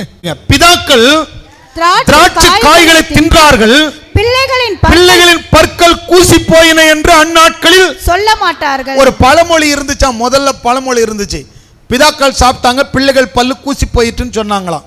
ஆனா இங்க என்ன சொல்லப்பட்டிருக்குன்னா, பிதாக்கள் சாப்பிட்டாங்க, பிள்ளைகள் பல்லு கூசி போயிட்டுன்னு சொல்ல மாட்டாங்க. அவன் தன் அக்கிரமத்தின் நிமித்தமே சாவான். அவன் அக்கிரமத்தால தான் சாவான ஒழிய அவன் அப்பா பண்ண பாவத்தால இவன் சாக மாட்டான். எங்க? இந்த உடன்படிக்கைக்குள்ள வந்துட்டவனுக்கு. வெளியில் இருக்கிறவன் வேற.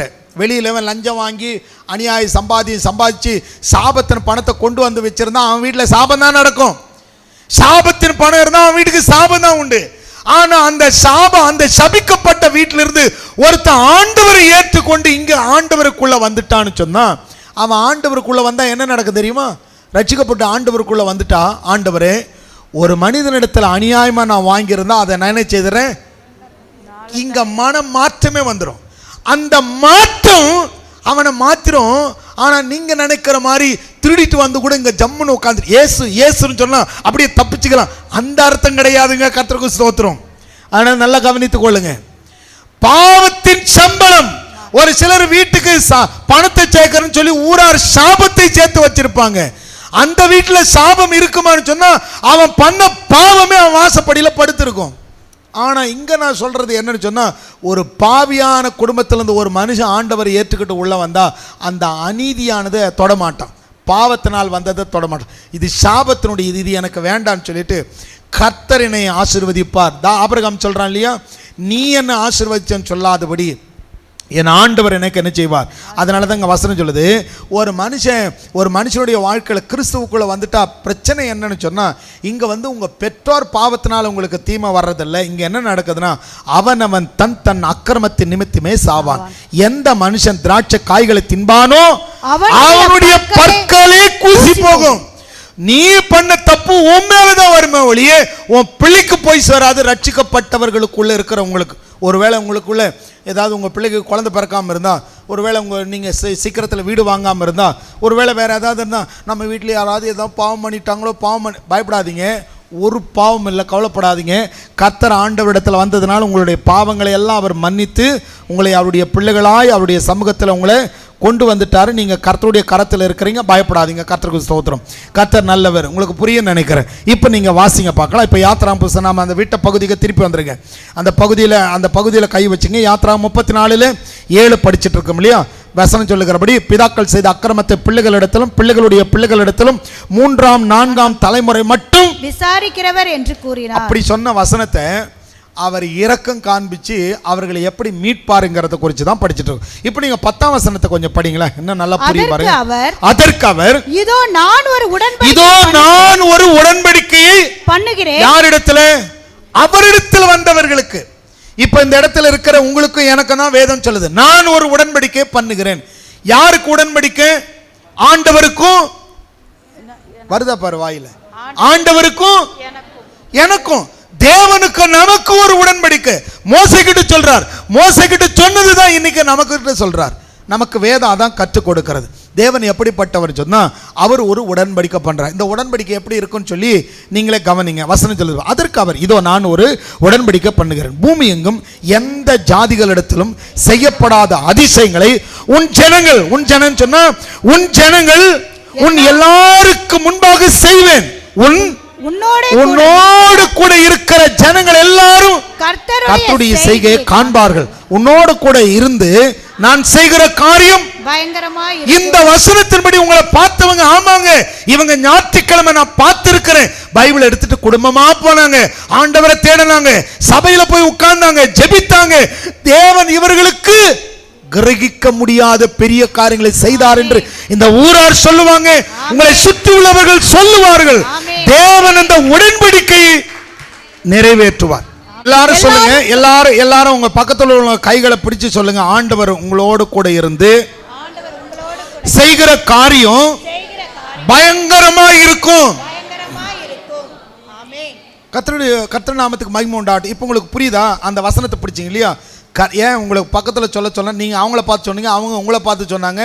ஆண்டவருடைய வேதம் உங்களை பார்த்து சொல்லுது, என்ன பார்த்து சொல்லுது, நான் உங்களோடு இருந்து செய்கிற காரியம் அது பயங்கரமாக இருக்கும்னா அது என்னவா இருக்கும்? அற்புதமாக இருக்கும், நல்லதாக இருக்கும். இப்போ போய் இங்கே படித்து பாருங்க, பிதாக்கள் செய்த அக்கிரமத்தை 3ஆம் 4ஆம் தலைமுறை. இதை நீங்கள் புரிந்து கொள்ளணும் தான் நான் திருப்பி சொல்கிறேன். இதுக்கு நிறைய மொழிபெயர்ப்புகளை எடுக்கணும். அந்த மொழிபெயர்ப்புகளை எடுத்து உங்ககிட்ட பேசுகிறதுக்கு முன்னாடி அதனால தான் சில மொழிபெயர்ப்புகளை படிங்கன்னு சொல்கிறோம். அதனால் இதை நான் ஒரே வாரத்தில் முடிக்க முடியாது. இதை குறித்து நிறைய உங்களுக்கு வசனங்கள் வரும் பொழுது தான் தேவன், ஏன்னா திருப்பி சொல்கிற தேவன் நல்லவர். அவர் உங்கள் அப்பா செஞ்ச தப்பு கொண்டாந்து உன்னிடத்தில் போட்டு வாட்டி உன்னை ஒரு வழியாக்கி நான் ஒன்றுமே பண்ணலையே அப்படின்னு கேட்காதபடிக்க நல்ல கவனிக்க. சில இடத்துங்களில் இது போல் நடக்கிறது. ஏன்னா அவர்கள் மனம் திருந்தாது இருக்கிறபடினால இதெல்லாம் நடக்குது. எனக்கு தெரிஞ்ச ஒரு இடத்துல நான் பேர் சொல்ல விரும்பல, லைவ் எல்லாம் போயிட்டு இருக்கிறதுனால ஒரு குறிப்பிட்ட ஊரில் ஒருத்தர் என்ன பண்ணார், ஒரு டயசிஸோடு இருந்து அவர்கிட்ட ஒரு அந்த ஹோமை கொடுத்துருந்தாங்க. அந்த ஹோம சர்ச்சை என்ன பண்ணார், நாட்கள் போக போக அதை என்ன செய்தார், இவருடைய கண்ட்ரோலில் இருந்ததுனால கரண்ட் பில்லெல்லாம் இவர் பேருக்கு மாற்றி எல்லாமே இவர் பேருக்கு கொண்டு வந்து குறிப்பிட்ட வருடங்களுக்கு பிறகு இவர் என்ன பண்ணார், இது இவருடைய சொத்தாகவே மாற்றி கொண்டார். அந்த ஹோமு அந்த சர்ச்சை எல்லாம் இவருடையதாக மாற்றிக்கிட்டார். இப்படி மாற்றிக்கிட்ட உடனே அது ஒரு பெரிய ஹோம், கொஞ்சம் ஸ்பான்சர்டெல்லாம் நிறைய இருந்தது.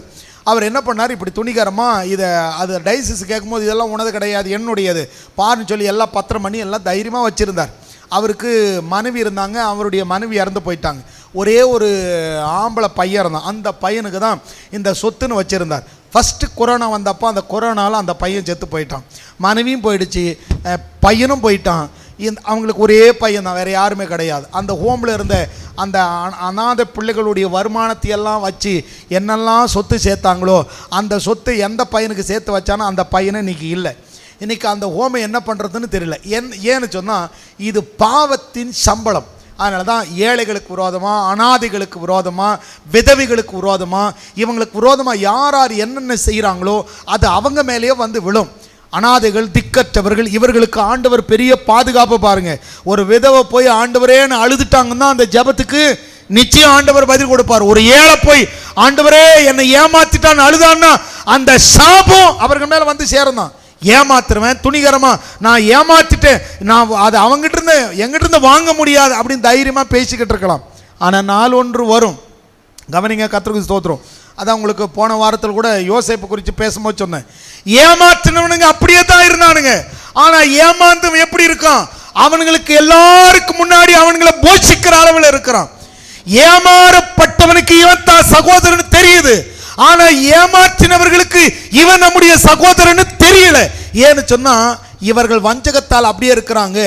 அவன் பாதிக்கப்பட்டதுனால கர்த்தர் அவனை உயர்த்தி அவங்களுக்கு மேலே கர்த்தர் வச்சுட்டார். நல்லா கவனிங்க, எங்கெல்லாம் கைவிடப்பட்டு ஏமாற்றப்பட்டீங்களோ அந்த இடத்துலலாம் ஏமாற்றினவர்களுக்கு முன்பாகவே கர்த்தர் உங்களை உயர்த்துவார், உங்களை மேன்மைப்படுத்துவார். அதான் வேதம், நான் உங்களோடு கூர்ந்து செய்கிற காரியம் பயங்கரமா இருக்கும், பயங்கரமா இருக்கும். இந்த யாருக்கு அப்போ தண்டனையை யார் இடத்துல அப்படின்னு சொன்னா இந்த பாவத்திலிருந்து திருந்தாத மக்களுக்கு தான் அந்த பாவத்தினுடைய கூலி அங்கே தொடரும். ஒருவேளை அப்படிப்பட்ட இடத்துலேருந்து நீங்கள் ஓடி வந்துட்டு ஆண்டவரை பிடிச்சுக்கிட்டீங்கன்னு சொன்னால், ஆண்டவரை பிடிச்சுக்கிட்டீங்கன்னா உங்களுடைய வாழ்க்கையில் பெரிய மாற்றம் வரும். இன்னும் கூட நிறைய வசனங்கள் இது இருக்குது. இதை பற்றி பேசணுன்னா நமக்கு ரொம்ப நேரம் போதாது. ஆனால் நாம் தெரிஞ்சுக்கணும். ஏன்னா நிறைய பேர் நினச்சோம் ஆண்டவர் அடித்தாருங்க, ஊசாவை ஆண்டவர் அடித்தார், அதனால் ஆண்டவர் அடித்ததுனால அவன் செத்து போயிட்டான், அப்போ வந்து ஆண்டவர் என்ன செய்வார், ஆலயத்தில் அடிச்சிடுவார், அதனால் அநேகர் செத்து போயிடுவாங்க. இது மாதிரி நிறைய இந்த கருத்துக்கள் இருக்கு இல்லையா, இதை பற்றியெல்லாம் நாம் தெரிஞ்சுக்கணும். சொல்லலாம் உடனே ஆண்டவர் சர்ச்சில் அபிஷேகம் பெற்றவனை பாட்டு உன் பெற்றோருடைய சாபம் உன்னை பிடிச்சிக்கிட்டு இருக்குன்னு சொல்லிட்டு நிறைய நேரத்தில் குழப்பிக்கிட்டு இருப்பாங்க. நல்லா கவனிங்க, நான் திருப்பி சொல்கிறேன், அவரிடத்தில் வந்தவர்களுக்கு இரக்கம் உண்டு, அவரிடத்தில் வந்தவர்களுக்கு இரக்கம் உண்டு. நீங்கள் யாரை வேணா இருக்கலாம், நீ எப்போ ஆண்டவரை தேடி அப்பா நீங்க தான்ப்பா அப்பான்னு சொல்லி ஆண்டவரிடத்துல ஓடி வந்து ஆண்டவரே என்னை அர்ப்பணிக்கிறேன், என்னை சாஷ்டாங்கமா உம்முடைய கரத்துல வெறுமையாக்கி ஒப்பு கொடுக்கிற, வாழ்வது நான் அல்ல எனக்குள் நீர் வாழுகிறேன்னு சொல்லி அவரிடத்துல அர்ப்பணிக்கிறவர்களுக்கு நீங்க திருப்புங்க 2 சாமுவேலுடைய புத்தகம் 6வது அதிகாரம், 2 சாமுவேலுடைய புத்தகம் 6வது அதிகாரம் முதல் வசனம் பாருங்க. பின்பு தாவீது இஸ்ரவேல் எல்லாருக்குள்ளும் தெரிந்து கொள்ளப்பட்ட 30,000 பேரை 30,000 பேர் கொஞ்சம் கவனிங்க, செலக்ட் பண்ணி கூட்டிட்டு போறாங்க இந்த தேர், அந்த உடன்படிக்கை பெட்டி தூக்கிட்டு வர்றதுக்கு. உதாரணத்துக்கு நீங்க அதை தெரிஞ்சுக்கணும் சொன்னா, ஊருக்குள்ள அந்த தேர் தூக்கிட்டு வருவாங்க, பார்த்துருக்கீங்களா? அந்த தேரை தூக்கிட்டு வரும்போது ஊர் ஜனமெல்லாம் ஒன்று கூடி எல்லாம் இழுப்பாங்க இல்லையா, அந்த மாதிரி எல்லா ஜனமும் ஒன்று கூடும் பொழுது செலக்ட் பண்ணி கூட்டிட்டு போறாங்க. எவ்வளோ பேர்? 30,000 பேரை கூட்டிட்டு போறாங்க. எதுக்கு? உடன்படிக்கை பெட்டியை கொண்டு வர்றதுக்கு. அப்படி உடன்படிக்கை பெட்டி கொண்டு வரும்போது 30,000 பேரில் அந்த பெட்டி மேலே அவங்க கைப்பற்றிருக்குமா, அதை கொண்டு போய் ஒருத்தன் வீட்டில் வச்சாங்களே, அந்த நிலையெல்லாம் கொஞ்சம் அப்படியே மனசில் வச்சுங்க. இப்போ நீங்கள் 6ஆம் வசனத்திலேருந்து வந்துருங்க. தாவீது இஸ்ரவேல் சந்ததியார் அனைவரோடு கூட தேவதாரு மரத்தில் பண்ணப்பட்ட சகலவித கீத வாத்தியங்களோடும் சுரமண்டலம், தம்புரு, மேளம், வீணை, கைத்தாளம் ஆகிய இவைகளோடு கர்த்தருக்கு முன்பாக ஆடி பாடி கொண்டு போனார்கள். இந்த உடன்படிக்கை பெட்டியை தூக்கிட்டு ஒரே கொண்டாட்டம். ஏன்னு சொன்னா இந்த உடன்படிக்கை பெட்டி நமக்கு ரொம்ப முக்கியமானது. இந்த உடன்படிக்கை பெட்டியில் அப்படி என்னங்க இருக்கு அப்படின்னு பார்த்தீங்கன்னா, மோசேவிடத்தில் ஆண்டவர் எழுதி கொடுத்தார்ல 10 கட்டளை, அந்த 10 கட்டளை எழுதி கொடுத்த அந்த கற்பலகை அதுக்குள்ள இருக்கு. அதுக்கப்புறம் மோசேவுடைய கையில் இருந்தது இல்லையா, ஆரோனுடைய துளிர்த்த கோல், இந்த கோலை வச்சு தானே செங்கடலை ரெண்டாக பிளந்தாங்க. அந்த கோல் அதுக்குள்ளே இருந்தது. அதுக்கப்புறம் வானத்திலிருந்து மன்னா விழுந்தப்போ அந்த மன்னாவை கொண்டு வந்து வச்சாங்களே பொற்பாத்திரம், அந்த பாத்திரம், இதெல்லாம் அந்த உடன்படிக்கை பெட்டிக்குள்ளே இருக்குது. உடன்படிக்கை பெட்டி அப்படின்னு சொன்னால் என்ன அர்த்தம்? சிங்காசனம்னு ஒரு அர்த்தம் இருக்குது, இன்னொன்று கிருபாசனம்னு ஒரு அர்த்தம் இருக்குது. சிங்காசனம் கிருபாசனம் அப்படின்னா என்ன அர்த்தம்னு சொன்னால், இந்த சிங்காசனத்தின் மேல் கிருபையாய் கர்த்தர் வீற்றிருந்து இஸ்ரவேலரை ஆளுகை செய்கிறார், அப்படி என்பது அந்த உடன்படிக்கை பெட்டியினுடைய அர்த்தம். சிங்காசனம் கிருபாசனம் சொல்லி சொல்லுவாங்க. இந்த உடன்படிக்கை பெட்டி இருக்கிறதுனால பெலிஸ்தியர் யுத்தத்துக்கு வரும்பொழுதெல்லாம் இந்த பெட்டி இருக்கிறதுனால இவங்களுக்கு பயங்கர வீழ்ச்சியா இருக்கும். அதனால இந்த பெட்டி எப்படியாவது தூக்கிட்டு போயிடணும் அப்படின்னு சொல்லி பெட்டியை தூக்கிட்டு போயிடுவானுங்க. அப்படி பெட்டியை தூக்கிட்டு போன நாளில் என்ன நடக்கும்னு சொன்னால், அவங்க ஊரில் சாபம், வியாதி, மரணம் நிறைய தொந்தரவாக இருக்கும். ஐயோ இந்த பெட்டி நம்ம கிட்ட வேண்டவே வேண்டாம், இந்த பெட்டி போகட்டும்னு சொல்லி அனுப்பிடுவாங்க. இந்த பெட்டியை குறித்து பேசணும்னா எங்கே இருந்து வருது? 1 சாமுவேல்ல இருந்து வருது. அதனால் நான் 1 சாமுவேல்லேருந்து இங்கே வர முடியாது. ஒரு சில நேரங்களில் திருப்பி நாம் பின்னாடியும் போகலாம். இப்போ நம்ம முன்னாடி இந்த சம்பவத்துக்கு மட்டும் வந்துடும். இப்போ அதே போல் என்ன செய்கிறாங்க, இந்த உடன்படிக்கை பெட்டி வேறு இடத்துல இருக்குது. அவங்க வீட்டில் ரொம்ப அழிவாக இருந்தனால இது இங்கே வேண்டாம் அப்படின்னு சொல்லி 2 கறவை மாடு பிடிச்சிட்டு வந்து அந்த கறவை மாட்டுக்கு மேலே இதை வண்டி வச்சு இதை என்ன செய்திடலாம், எருசலேமுக்குள்ள போகும்படி அனுப்பிடலாம்னு சொல்லும் பொழுது அந்த மாட்டு வண்டி அழகாக அந்த இருக்கிற ஜனத்துக்கிட்ட கொண்டு வந்துடுது. இது கொண்டு வரும்பொழுது நடந்த சம்பவங்க, பலி செலுத்தினது, அதுக்கப்புறம் இவங்க செய்தது, இது ஒரு பெரிய கதைகள் இருக்குது. அது நம்ம ஏறப்பட்டனால தியானிக்கலாம் பாருங்க. இப்போ இந்த சூழ்நிலைக்கு வந்துடும். இப்போ என்ன பண்ணுறாங்க, பெரிய மேலதாள வாத்தியத்தோடு, ஒரு பக்கம் வீணை, ஒரு பக்கம் சுரமண்டலம் எல்லாத்தையும் வச்சு வாசித்து சும்மா அடி தடின்னு சொல்லி மேலே வாத்தியத்தோடு அடிக்கிற அடியில் மாடு மிரள்ற அளவுக்கு அடிச்சிருக்கிறாங்க. மனுஷன் மிரள்றதுக்கு என்ன செய்வாங்க, நிறைய ஹெவியான பேஸ், இப்போல்லாம் நிறைய இன்ஸ்ட்ருமெண்ட் எல்லாம் பேஸ் வைக்க, அப்போல்லாம் அதெல்லாம் கிடையாது. அதுவே என்ன சொல்கிறது, காதெல்லாம் கத்துற அளவுக்கு இன்ஸ்ட்ருமெண்ட் போட்டு அடிப்பாங்க. அந்த மாதிரி இவங்க அடித்த அடியில் மாடு மிரள்ற தக்க அந்த அளவுக்கு ரொம்ப சவுண்டாக சந்தோஷங்க. ஏன்னா உடன்படிக்கை பெட்டி கிடச்சிருச்சுல்ல. இந்த உடன்படிக்கை பெட்டி நம்ம கைக்கு வந்துட்டால் நமக்கு என்ன கிடையாது, தோல்வி கிடையாது. இந்த உடன்படிக்கை பெட்டி நம்ம கொண்டு வந்துட்டா இனி தாவீதுக்கு பெரிய நம்பிக்கைன்னு சொன்னால், இந்த உடன்படிக்கை நம்மக்கிட்ட இருந்தால் எதிரிகள் கூட நம்மக்கிட்ட என்ன செய்ய முடியாது, வர முடியாது. மிகுந்த சமாதானம், மிகுந்த ஆசீர்வாதம். அதனால் பெருசாக ஆசீர்வாதம் கிடைச்ச சந்தோஷத்தில் இவங்க எடுத்துக்கிட்டு ஆடி பாடி தூக்கிட்டு வராங்க. பெரிய ஆர்ப்பாட்டம், நல்லா மனசில் வச்சுங்க, பெரிய ஆர்ப்பாட்டம், பெரிய சந்தோஷம். இது உங்கள் ஊரில் எப்படி தெரியல, எங்கள் ஊர்லலாம் இந்த மாதிரி திருவிழா நடக்கும். அப்படி திருவிழா நடக்கும்போது யார் வீட்லையாவது ஒரு மரணம் வந்துருச்சுன்னா அந்த திருவிழா என்ன செய்திருவாங்க, அப்படியே நிப்பாட்டிடுவாங்க. ஒரு ஊரில் ஒரு மரணம் வந்துருச்சு அப்படின்ட்டு அந்த மாதிரி இங்கே மேலே வாத்தியம் அப்படி சும்மா ஆர்ப்பாட்டமாக அப்படி வந்துக்கிட்டு இருக்கிறாங்க. அப்படி வரும் பொழுது அவர்கள் நாகோரின் களம் இருக்கிற இடத்திற்கு வந்த பொழுது, 2 சாமுவேல் 6வது அதிகாரம் 6வது வசனம், அவர்கள் நாகோரின் களம் இருக்கிற இடத்துக்கு வந்த பொழுது மாடுகள் மிரண்டு பெட்டியை அசைத்தபடினால் ஊசா தேவனுடைய பெட்டியிடமாய் தன் கையை நீட்டி அதை பிடித்தான். அதை பிடிச்சதுனால அப்பொழுது கர்த்தர் ஊசாவின் மேல் கோபம் கொண்டு அவனுடைய துணிவின் நிமித்தம் தேவன் அங்கே அவனை அடித்தார். அவன் அங்கே தேவனுடைய பெட்டி அண்டையில செத்தான். செத்த உடனே அத்தனை ஆர்ப்பாட்டம் அப்படியே நின்று போச்சு. அப்படியே நின்றுட்டு என்ன இது இப்படி ஆயிடுச்சே, இது எப்படி திருப்பி தூக்கிட்டு போகிறது, இங்கே இவன் தொட்டதுக்கு அவன் செத்து போயிட்டானே, அடுத்து வேற யாராவது தொட்டால் என்ன ஆகுமோ, இதை கொண்டு போகலாமா, ஒருவேளை உள்ளே இருக்கிற எல்லாருக்கும் பயம் வந்துருச்சு. கொஞ்சம் கவனிங்க, இப்போ தேர் எங்கே வந்துட்டுருக்கு, இப்போ உதாரணத்துக்கு யாரோ ஒருத்தர் இப்போ சோஃபியா சிஸ்டர் வீட்டு வழியாக வந்துட்டுருக்குங்க. சோஃபியா சிஸ்டர் வீட்டு வாசலில் வரும்போது ஒருத்தன் தொட்டு செத்துட்டான், பெட்டி அங்கே வச்சுட்டாங்க. இப்போது இது எங்கே வைக்கலான்னு சொன்ன உடனே சோஃபியா சிஸ்டர் என்ன பண்ணுவாங்க, வீட்டை பூட்டிட்டு ஓடிடுவாங்க. ஐயோ எங்கள் வீட்டில் கொண்டாந்து வச்சிங்கன்னா அவன் தொட்டதுக்கே அவன் செத்து போயிட்டான், இதை கொண்டாந்து எங்கள் வீட்டில் வச்சிங்கன்னா ஐயோ எங்கள் வீட்டில் குழந்தைங்கள்லாம் இருக்குது, எங்கள் வீட்டில் நான் வீட்டை கூட்டணும் துடைக்கணும். நாமளாக இருந்தால் என்ன செய்வோம், யோசிச்சு பாருங்க. இங்கே ஒரு மரணம் விழுந்தோடனே பெட்டியை எங்கே வைக்கலாம்னு சொல்லி பார்த்தானுங்க. பார்த்துட்டு என்ன பண்ணிட்டாங்கன்னு சொன்னால் அதை தூக்கிட்டு போக மனசில் ரொம்ப கஷ்டமாயிடுச்சு. அப்பொழுது கர்த்தருடைய கோபம் வந்ததுனால ஊசா செத்ததுனால 8ஆம் வசனம் பாருங்க, அப்பொழுது கர்த்தர் ஊசாவை அடித்தது நிமித்த தாவீது விசனப்பட்டு அந்த ஸ்தலத்திற்கு இந்நாள் மட்டும் வழங்கப்படுகிற பேரேஸ் ஊசா என்னும் பெயரிட்டான். தாவீது அன்றைய தினம் கர்த்தருக்கு பயந்து கர்த்தருடைய பெட்டியை என் இடத்திற்கு வருவது எப்படி, இது எப்படி தூக்கிட்டு போறது, தொட்டதுனால நம்ம செத்து போயிட்டானே என்ன பண்ணலாம் அப்படின்னு சொல்லி யோசித்து பார்த்தாங்க. யோசித்து பார்த்துட்டு இந்த பெட்டி என்ன பண்ணலாம்னு சொல்லிட்டு அடுத்த வசனம் பாருங்க, அதை தன்னிடத்தில் தாவீது கொண்டு வர மனதில்லாமல் கீத்தியானாகிய ஓபேத் ஏதோமுடைய வீட்டில் கொண்டு போய் வச்சுட்டாங்க. அந்த ஓபேத் ஏதோம் நீங்களும் நானாக இருந்தால் என்ன பண்ணியிருப்போம் தெரியல. ஆனால் பாருங்கள், அவன் ஒரு யூதன் அல்ல, அவன் தொடாமல் இருந்திருப்பானா. அந்த பெட்டி இருக்கிறதுனால அடிக்கடி எல்லாரும் கூப்பிட்டு இங்கே வாங்க, இந்த பெட்டி தொட்டு தாங்க அவன் செத்து போயிட்டான். நம்ம வீட்டில் அப்படி ஒன்று இருந்தால் என்ன பண்ணுவோங்க, ஒரு பெரிய மியூசியம் மாதிரி ஆரம்பிச்சுட்டு எல்லாருக்கும் டிக்கெட் போட்டு காட்டிகிட்டு இருப்போம் பாருங்க. நாமளாக இருந்தால் என்னென்ன பண்ணியிருப்போமோ தெரியாது. சரி, போட்டு கத்திரிக்கு ஸ்தோத்திரம். இங்கே கவனிங்களேன், இவனுடைய இந்த பெட்டிங் இருந்ததுனால இங்கே நடக்கிறது என்ன அப்படி பார்த்தீங்கன்னா, ஊருக்கே தெரிய வருது.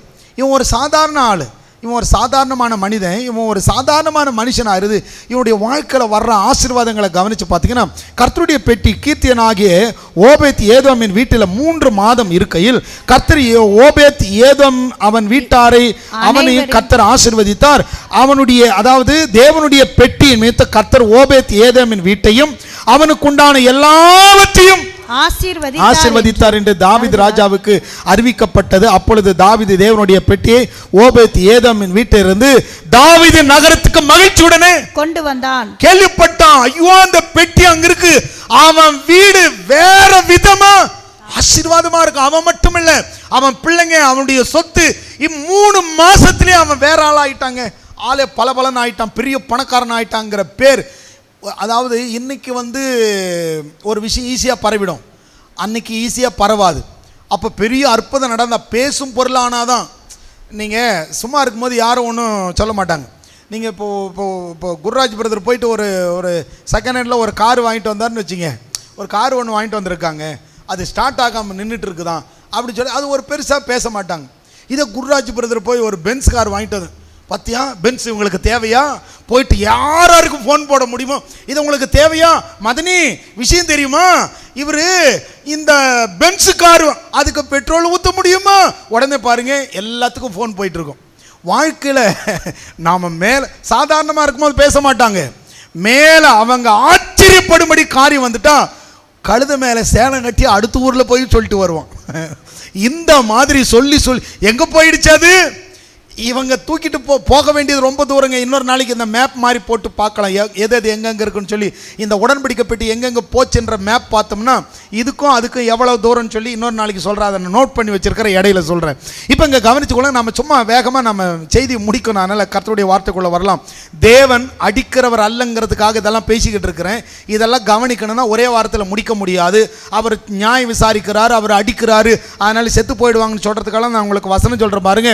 திருப்பி சொல்கிற, கர்த்தர் நல்லவர், அவர் அடிக்கிறவர் அல்ல, அவர் அணைத்துக் கொள்ளுகிறவர், கீழே தள்ளுறவர் அல்ல, கீழே கிடக்கிறவனை தூக்கி விடுகிறவர், அவர் நல்லவர். கவனிங்க, இது சில வசனங்களை நீங்க நிறைய படிச்சாதான் புரியும். இவன் ஆண்டவர் ஆசீர்வதித்திருக்கிறார் என்கிற செய்தி இந்த 3 மாசத்துல இவன் வாழ்க்கை வேற. ஏன்னா கர்த்தருடைய ஆசீர்வாதம் எப்படிப்பட்டது, கர்த்தரின் ஆசீர்வாதமே அவர் கொடுக்கிறது வானத்தின் மதக திறப்பார், தலைமுறை வாழும்படி நினைச்சு பார்க்க முடியாத உயர்வு. அதனால தாவீதுக்கு சொன்ன உடனே, ஓ ஆண்டவர் நம்ம மேல அன்பா இருக்கிறாரா, அப்ப தூக்குடா அந்த பெட்டின்னு சொல்லிட்டு முன்ன விட அதிக ஆர்ப்பாட்டத்தோட என்ன செய்யறாங்க, முன்ன விட ஆர்ப்பாட்டம் அதிகமாகி இப்ப யார் ஆடுறது, தாவீதே ஆட ஆரம்பிச்சிட்டான். அந்த பெட்டியை தூக்குங்கடான்னு சொல்லிட்டு அடி தெருவில் வீதியில் போட்டு அடிச்சு அவங்களுக்கு அவ்வளவு சந்தோஷம். அதாவது ஒரு பெரிய திருவிழா மாதிரி இருக்கு இந்த ஊர்ல நடக்கிறோம் பாருங்க. அந்த மாதிரி எல்லா மேல வாத்தியங்களை வச்சுட்டு ராஜாவே என்ன சொல்றது களத்தில் இறங்கியாச்சு. என்ன களத்தில், ஆட்டமாடி சந்தோஷத்தில் தான் ஒரு ராஜாங்கிறத மறந்து ஆடி பாடி அதை சந்தோஷமா தூக்கிட்டு வரோம். அது அந்த பெட்டி வரும்போது பாருங்க, நீங்க பைபிளை படிச்சு பார்த்தீங்கன்னா 13ஆம் வசனம், கர்த்தருடைய பெட்டி சுமந்து போகிறவர்கள் 6 தப்படி நடந்த பொழுது மாடுகளின் கொழுத்த ஆட்டுக்கடாக்களையும் பலியிட்டான். தாவீது சணல் நூல் ஏபோத்தை தரித்துக் கொண்டு தான் முழு பலத்தோடு கர்த்தருக்கு முன்பாக நடனம் பண்ணினான். அதாவது இதை நீங்க நல்லா புரிஞ்சுக்கணும் சொன்னா, அந்த பெட்டியை தூக்குறதுக்கு முன்னாடி எல்லாருக்கும் நல்ல சாப்பாடு, எல்லாம் நல்ல விருந்து, எல்லா ஆடுகள் எல்லாம் நல்லா சமைச்சு நல்லா இவங்களுக்கு நல்ல காரச்சாரமா நல்லா திருப்தியா சாப்பிட்ற மாதிரி போடுங்க.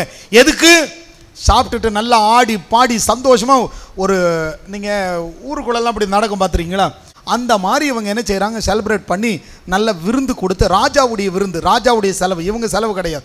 அதனால் ராஜாவுடைய செலவில் நல்ல ஆகாரம் கொடுத்து எல்லாத்தையும் தூக்கிட்டு சந்தோஷமாக புறப்பட்டு வராங்க. இப்போ கவனிச்சுக்கொள்ளுங்க, ஊசாவை அடித்தவர் ஓபேத் ஏதோமை ஏன் அடிக்கலை? ஓபேத் ஏதோமுடைய வீட்டை ஏன் ஆசீர்வதிச்சார்னு சொன்னால் ஆண்டவர் ஆசீர்வதிக்கிறவர். அப்போ ஏன் இவனை ஆண்டவர் ஆசீர்வதிக்கலை? ஏன் இவன் என்ன செய்தான்னு சொன்னால் இவனுடைய துணிகரத்தை குறித்து நான் ஒரே நாளில் முடிக்க முடியாது. இதனுடைய தொடர்ச்சி அடுத்த வாரத்தில் நாம் அதை எடுக்கலாம்.